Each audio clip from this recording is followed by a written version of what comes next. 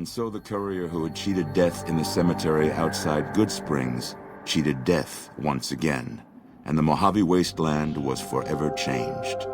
Mr. House's Securitron army took control of Hoover Dam and the Strip, pushing both the Legion and the exhausted NCR out of New Vegas. Mr. House continued to run New Vegas his way, a despotic vision of pre-war glory. The streets were orderly, efficient, cold.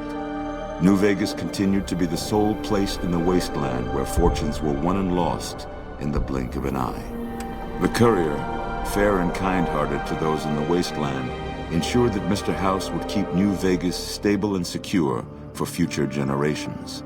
Mr. House afforded him every luxury at his disposal in the Lucky 38, out of gratitude and a quiet sense of pride for his choice in lieutenants.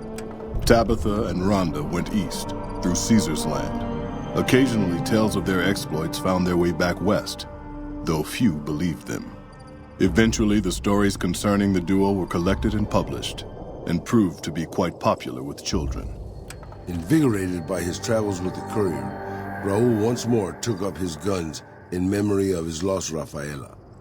Soon after, the Mojave was filled with tales of the ghost vaquero who hunts down those who prey on the weak. Mr. House showed little interest on the boomers, who eventually began venturing out to Nellis to meet and trade with travelers. Buried beneath tons of rubble, the Mojave chapter of the Brotherhood of Steel was no more. Those few who were outside the Hidden Valley bunker when it was destroyed settled into new lives, or headed west to find a new chapter to join. The death of the Mojave Brotherhood came much too soon for Veronica, and in their absence, she felt truly lost. Yet in its wake, she took small comfort in her decision to remain by their side through their few remaining days. Their leaders destroyed by the courier, the fiends scattered throughout the wasteland.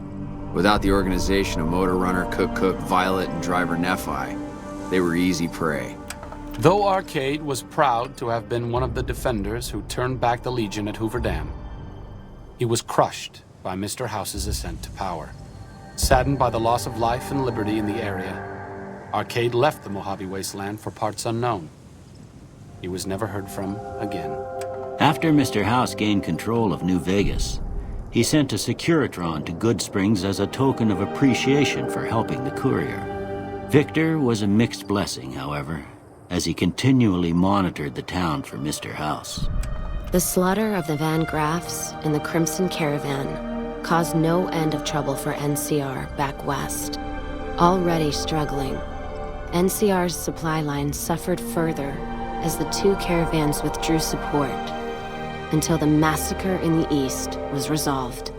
Cass lived to see Hoover Dam in its old world glory, humming with power the likes of which the Mojave had never seen. Vegas burned brighter than ever. Securitrons filled the streets, and Cass's heart skipped, just a little. Her last words were to the dam and to herself. We were going full speed ahead, but facing backwards the whole time. During the Battle of Hoover Dam, the Great Khans quickly evacuated Red Rock Canyon and headed north and east into the plains of Wyoming. There, they reconnected with the followers of the Apocalypse and rebuilt their strength. Bolstered by ancient knowledge of governance, economics, and transportation, they carved a mighty empire out of the ruins of the Northwest. Thanks to the courier and Lily, a cure for the Nightkin's schizophrenia was found shortly after Dr. Henry's experiment concluded. Nightkin and other super mutants in the wasteland flocked to Jacobstown, and the town became known as a haven where a mutant could find peace.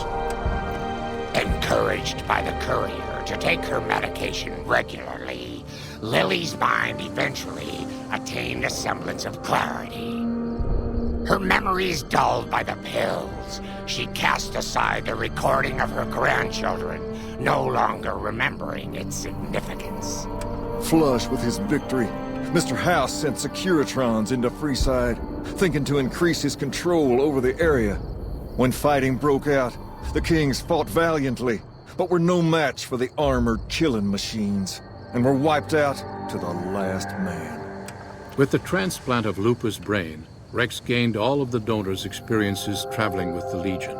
These melded well with his own memories of the Legion, and his new mind quickly adjusted to the myriad memories.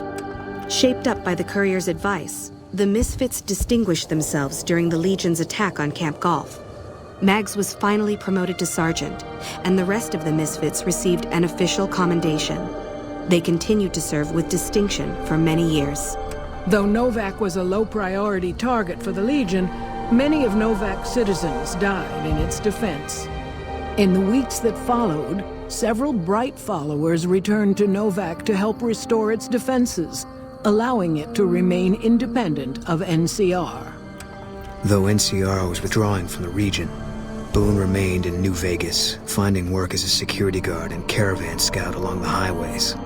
While he might have preferred rejoining his old unit, Boone couldn't bring himself to abandon the city where he'd met his wife.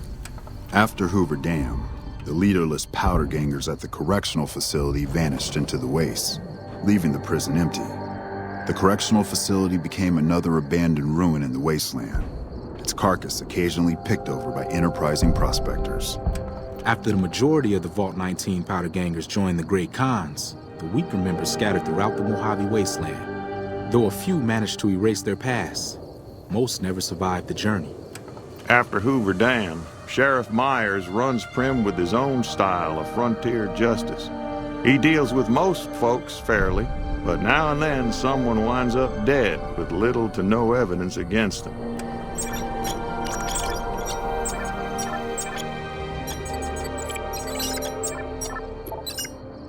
Despite distinguishing themselves during the Second Battle of Hoover Dam, the Rangers' victory was short-lived due to the courier's interference. Chief Hanlon personally directed the evacuation of the Rangers to Mojave Outpost as they fell back into NCR territory. Bitter over the waste of life in the Mojave, Hanlon stepped down from his post. After a campaign in which he denounced Oliver's and Kimball's hawkish, imperialist ways, Hanlon was elected as the Senator of Reading. After their bold arrival at Hoover Dam, the remnants disappeared as quickly as they came. Legends of their power spread throughout the Southwest, a reminder of why people once feared the sight of vertibirds in the sky.